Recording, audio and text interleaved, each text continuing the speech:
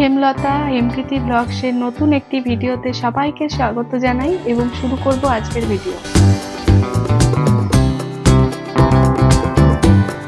এই ভিডিওর মাধ্যমে বর্ধমানেশ্বরী সর্বমঙ্গলা মায়ের মন্দির দর্শন করাবো, কিভাবে এই মন্দির আসবেন, যাতায়াত খরচ এবং ভোগ কিভাবে গ্রহণ করবেন, আর তার সাথে থাকছে এই মন্দিরের অজানা কিছু ইতিহাস। সেই গুগলি ছেঁচে ভাঙা হতো, পাথর উল্টে দেখে মায়ের মূর্তি।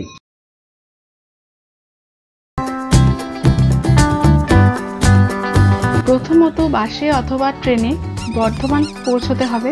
বাসে আসতে গেলে নবাবহাট বাস স্ট্যান্ডে নামতে হবে এবং ট্রেনে আসতে গেলে বর্ধমান স্টেশনে নেমে টোটোতে করে মাত্র 20 টাকার বিনিময়ে এবং 2 কিলোমিটার দূরত্বে পৌঁছে যাবেন বর্ধমানের সর্বমঙ্গলা মায়ের মন্দির।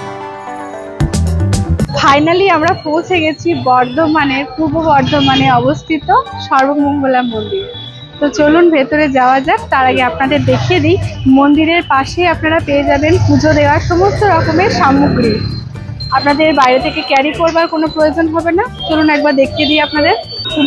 সমস্ত রকমের পুজো দেওয়ার যেসব সামগ্রী থাকে সেই সমস্ত কিছু আপনারা এখানে পেয়ে যাবেন।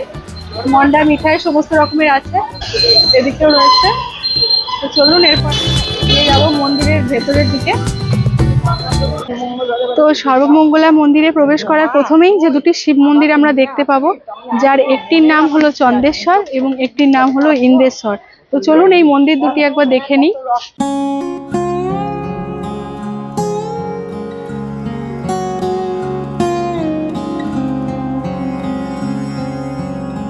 স্বয়ং মহাদেব এখানে রয়েছেন।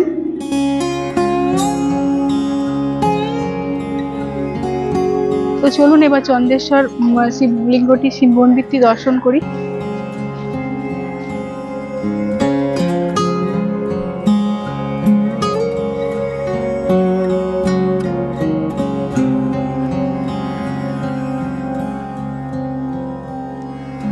এবং জায়গাগুলি খুবই সুন্দর, খুবই ঠান্ডা নির্জন প্রকৃতির, এসে এখানে মন জুড়িয়ে যাচ্ছে। সত্যি আপনারা যদি কেউ এখনো না এসে থাকেন অবশ্যই আসবেন।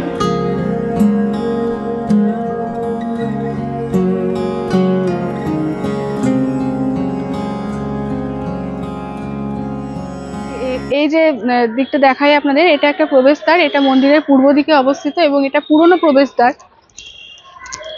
আর আমরা যেদিকে প্রবেশ করলাম সেটা হলো মন্দিরের দক্ষিণ দিকে অবস্থিত। ওই প্রবেশদ্বারটা নতুন করে বানানো হয়েছে এবং এই প্রবেশদ্বারটি পুরনো প্রবেশদ্বার, যেটা মন্দিরের পূর্ব দিকে অবস্থিত।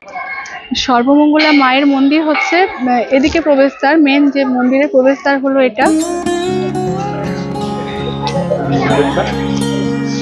হ্যাঁ, মায়ের মন্দির এখান থেকে দেখা যাচ্ছে চূড়া। এবং এই মন্দিরের প্রবেশদ্বারের বাঁ দিকেই ঢুকতেই দেখতে পাই এখানে 3টে মন্দির রয়েছে। তো এই 3টে মন্দির চলুন একবার দেখা যাক। নাম রয়েছে রামেশ্বর। পুরো টেরাকোটার কাজ রয়েছে মন্দিরের বাইরে, খুব সুন্দরভাবে টেরাকোটার কাজ নিপুণভাবে দেওয়া রয়েছে। এবং শিবলিঙ্গ। তো এই 3টি মন্দিরের প্রথমটির নাম হলো রামেশ্বর, এটা হলো দ্বিতীয়।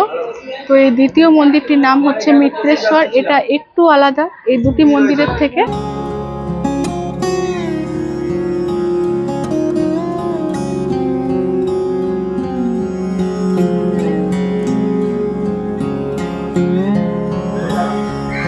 এবং এই মন্দিরটি হলো তৃতীয় মন্দির, যেটির নাম হলো কমলেশ্বর।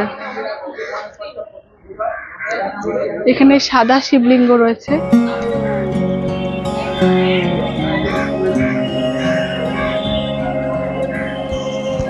জায়গাটা খুবই সুন্দর। এইদিকে আমরা দেখতে পাচ্ছি সুন্দর বাগানও রয়েছে, ফুল, বিভিন্ন ধরনের গাছপালা, খুব নির্জন, খুব শান্ত প্রকৃতির।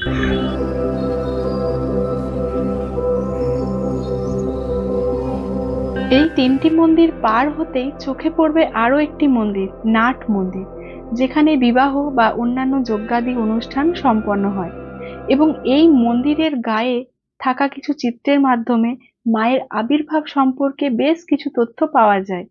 তো কি ছিল সেই অলৌকিক কাহিনী, চলুন জেনে নেওয়া যাক। বর্ধমান অধিষ্ঠাত্রী দেবী হলেন মা সর্বমঙ্গলা এবং অবিভক্ত বাংলার প্রথম নবরত্ন মন্দির হলো এই সর্বমঙ্গলা মন্দির। এই মন্দিরের গর্ভগৃহে রয়েছেন মা সর্বমঙ্গলা, যিনি কোষ্ঠী পাথরের অষ্টাদশ পূজা সিংহবাহিনী মহিষ মর্দিনী মা সর্বমঙ্গলা এখানে মহালক্ষ্মী রূপিণী। 350-400 বছরের পুরনো বর্ধমান এখানকার বিশিষ্ট এক পুরোহিতের সাক্ষাৎকার থেকে জানা যায় এই মন্দির 350 বছরেরও প্রাচীন এবং এই শিলালিপি প্রায় 1000 বছরের পুরনো। তার নিদর্শন রয়েছে বিভিন্ন মঙ্গল কাব্যে। মায়ের আবির্ভাব প্রসঙ্গে জানা যায় বহির সর্বমঙ্গলা পাড়ার এক পুকুর থেকে এক সময় জেলে সম্প্রদায়ের মানুষেরা মাছ, গুগলি ইত্যাদি ধরার সময় তাদের জালে উঠে আসে এক শিলাখণ্ড এবং এরপর থেকে এই শিলাখণ্ডটিকে তারা গেঁড়ি, গুগলি ইত্যাদি ভাঙার কাজে ব্যবহার করতে থাকে। এরপর সেই শিলাখণ্ডটি চলে যায় শামুকের খোলের সাথে চুন ভাটায় এবং চুনুরিরা সেটিকে আগুনে পোড়ানোর পরেও অক্ষত অবস্থায় দেখতে পেয়ে উদ্ধার করেন বেগুঠে ব্রাহ্মণেরা। অপরদিকে এই সময়কার রাজা ছিলেন তখন কীর্তিচাঁদ মহাতাব। তিনি মায়ের স্বপ্নাদেশ পেয়ে ছুটে যান মাকে উদ্ধার করার জন্য। অতঃপর ব্রাহ্মণ এবং মহারাজ কীর্তিচাঁদ মহাতাব উভয়ের সহযোগিতায় গড়ে ওঠে এই বিশাল মন্দিরটি। তাই রাজা কীর্তিচাঁদ মহাতাবের রাজত্বকালের সময়কে অর্থাৎ 1702 থেকে 1740 খ্রিস্টাব্দে এই মন্দিরের নির্মাণকাল হিসাবে ধরে নেওয়া যায়। তো চলুন পুরোহিত মশাই কি বলেন তা একবার জেনে নেওয়া যাক। সেই গুগলি ছেঁচে ভাঙা হতো। পরে রাজার স্বপ্নাদেশ পাওয়ার পরে সেই পাথর উল্টে দেখে মায়ের মূর্তি। দামোদরের পাড়ে চুনুরিরা পোড়াতে থাকে, চুন তৈরি হয় সেই চুনের দিয়ে সেখান থেকে এনে প্রতিষ্ঠা করা হয়। তখন আমাদের ঠাকুরমশাইদের পুরোহিতদের হাতে দেওয়া হয়। এই তখন থেকেই মায়ের আস্তে আস্তে মন্দির হয়ে এই। আমার নাম অরুণ ভট্টাচার্য, বিরাটা।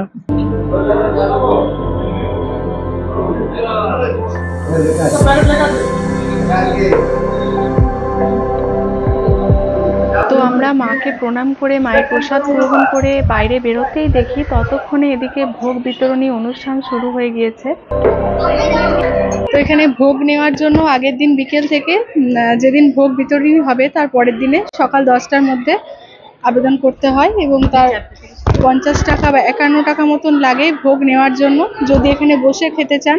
আর যদি আপনারা বাড়িতে নিয়ে যেতে চান তাহলে সেক্ষেত্রে 60 টাকা লাগে। এখানে এখন ভোগ বিতরণ হবে তার জন্য লম্বা লাইন। তো আশা করি আপনারা আমার ফুল ভিডিওটি দেখলেন এবং যদি আপনাদের ভালো লেগে থাকে তাহলে অবশ্যই এখনো যদি কেউ সাবস্ক্রাইব না করে থাকেন চ্যানেলটি তো একটি সাবস্ক্রাইব করবেন এবং পাশে থাকা বেল আইকনটি প্রেস করবেন যাতে এরকমই আরো নতুন নতুন ভিডিও নিয়ে আসতে পারি এবং আপনারা প্রথমেই সেটা দেখতে পান। আমরা আরো এগিয়ে চলবো এবং আমরা এখন অপেক্ষা করব আপনাদের সামনে যে ভোগ বিতরণী হবে। তো এই ভোগ দর্শন একবার আপনাদের সাথে শেয়ার করার, কারণ ভোগ দর্শনে দুর্ভোগ কাটে, এটা আমরা সকলেই জানি। তো চলুন অপেক্ষা করব। এখানে দেখতে পাচ্ছি মায়ের পঞ্চামৃত যে ভোগ তা পুরো রেডি হয়ে গিয়েছে এবং কুপন নিয়ে পাতা দেওয়াও শুরু হয়ে গেছে।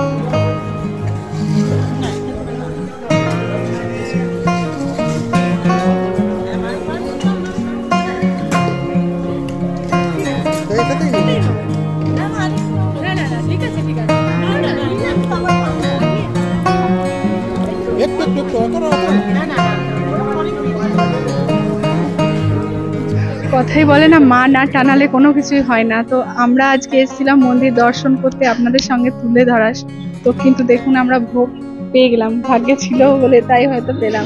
এখানে একজন রয়েছেন দিদি, উনি মায়ের ভোগ ওনার থেকে আমাদের সাথে একটু ভাগ করলেন, তো আমরাও পেলাম, খুব ভালো লাগলো। মায়ের ভোগ নিয়েছি আমরা হাতে, তো একটু প্রসাদ গ্রহণ করবো। আমাদের পাওয়ার কথা নয় কিন্তু আমরা টাকা।